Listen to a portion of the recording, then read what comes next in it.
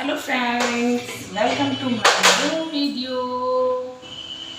और 10 सुबह के बज गए हैं 10। पति और बच्चे सब जा चुके हैं अपने अपने काम पे। बच्चे स्कूल चले गए, पति ऑफिस चले गए और मैं हो गई हूँ अब फ्री। और फ्री होने के बाद मैं सबसे पहले अपने लिए कुछ टाइम निकालती हूँ। उसमें मैं पीती हूँ अपने मन की कड़क सी चाय।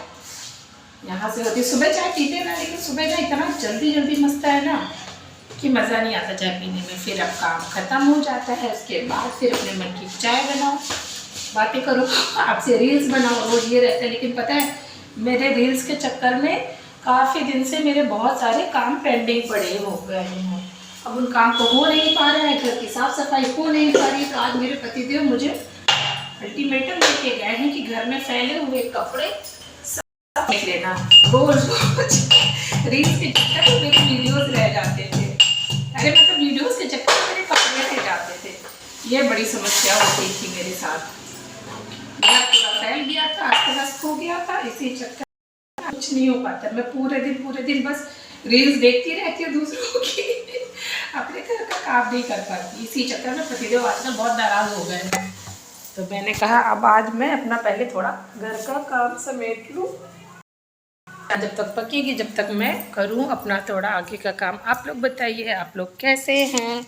ये देख रहे हैं मेरा अपना कपड़ों का भंडार लग गया। कल यहाँ हुई बारिश, ठीक से कपड़े 2 दिन से सूख नहीं पाए, तो इतने सारे कपड़े हो गए। खड़ी करने कब मैं कैमरा कहाँ ही रखूँ जो आप लोगों से बात कर सकूँ।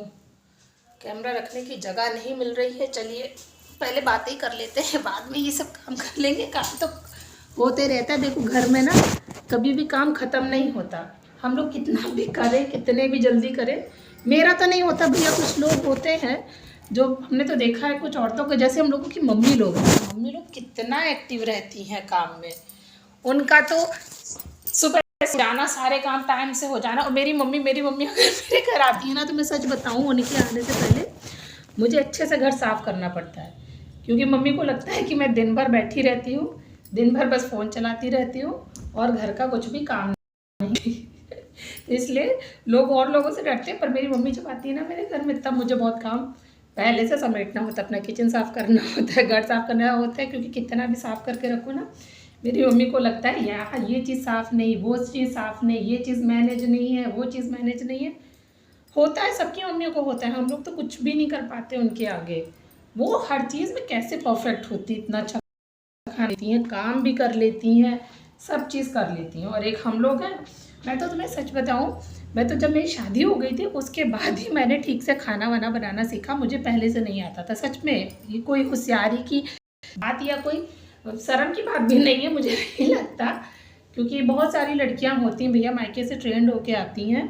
मैं तो नहीं थी और ना मुझे आता था। मुझे तभी भी नहीं आता था और अभी भी सिर्फ काम चला हुई काम आता है। खाना पीना जो नॉर्मल सी चीज़ें होती हैं, बहुत स्पेशल डिश कुछ नहीं बना पाती। अभी पता है हम लोग यहाँ पे जहाँ रह रहे हैं, यहाँ ये बिहार लगता है। मतलब जिला बिहार नहीं कहेंगे, स्टेट यूपी का ही है, लेकिन बिल्कुल बॉर्डर ही है बिहार का, यहाँ से टच होता है। तो इधर की भाषा, लोग सब वही भोजपुरी वाले हैं। तो यहाँ पे ना आप लोग को भी पता होगा ना कि यहाँ का बाटी चोखा बहुत फेमस है ना। तो मम्मी लोग कहेंगी अब तुम इतने दिन से रह रही हो, अभी तो तुम्हें बाटी चोखा बहुत अच्छे से आता होगा बनाना। पर सच बताओ मुझे नहीं आता।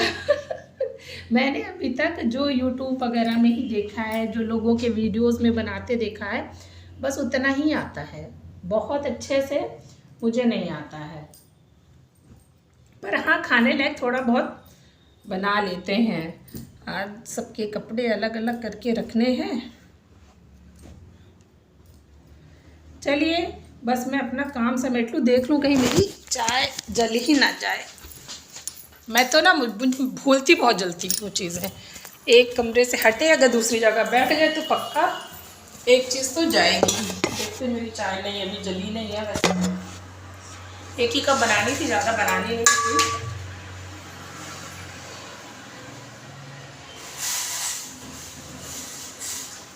चलिए फिर चाय पीते पीते आप लोगों से बातें करते हैं।